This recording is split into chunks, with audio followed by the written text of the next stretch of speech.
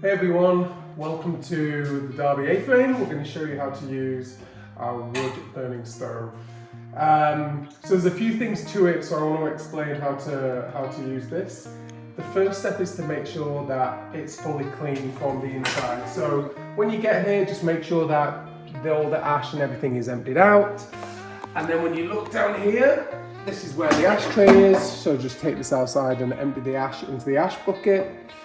And then the other part of this wood stove is the flue. So this pipe here, you push it in if you don't want the flue to be open, but we always keep it open by pulling it to make sure that the air is going to go all the way through and it's easier to start the fire. So you don't need to touch this. So when you're at this stage, you've got the flue open, the ashtray is empty and inside is clear as well. You can start building the fire. So as it has a really high chimney, to get it going, you need to make sure that you have enough of the kindling and the fire starters to really get the fire going. Otherwise, if it goes slowly, you'll get up there and then you'll get a bit of a backdraft and smoke can come back in. So the goal is to make sure that you get a really strong fire from the beginning. So I'm going to show you how to do that. So in this bag will be fire starters. These actually light. So you can use these as your fire starters, but we're also going to provide one of these each as well. So how I usually do it is I'll put a fire starter in the middle and then I'll lay the kindling on the outside. So I'll do a couple here in like a crisscross formation. So just making sure that they're all covered. And then we'll put in logs vertically all around them, and then hopefully once we light this, it'll really get going.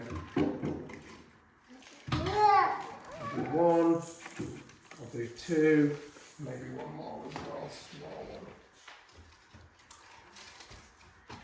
Let's have a look at one of these.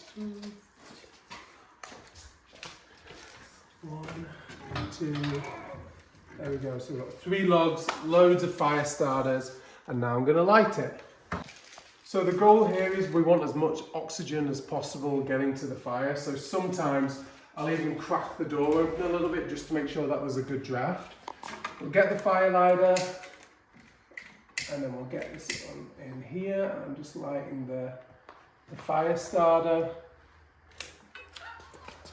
And then I'll leave it a little bit. Obviously we don't want smoke to come back out, so we'll just crack it a little bit, and then once I feel comfortable that it's going, we've got the flue out, so that's getting as much oxygen as possible. We've got the door cracked. Okay, once the fire is going, the goal is just to make sure that you keep it roaring. So keep adding wood to it, because once it starts to go down, that's when smoke can come back in. So you want to make sure that it's always going through. When you're ready to finish, just make sure you take all the wood out and you don't leave any live embers in there. And then the last thing is just to make sure this on the back, just keep it always turned up. You don't need to touch this at all. This is just to make sure that the air is always going through. Once you turn it on this side, then it can mean that smoke can come back through as well. So don't need to touch this. You should be good to go. And cut.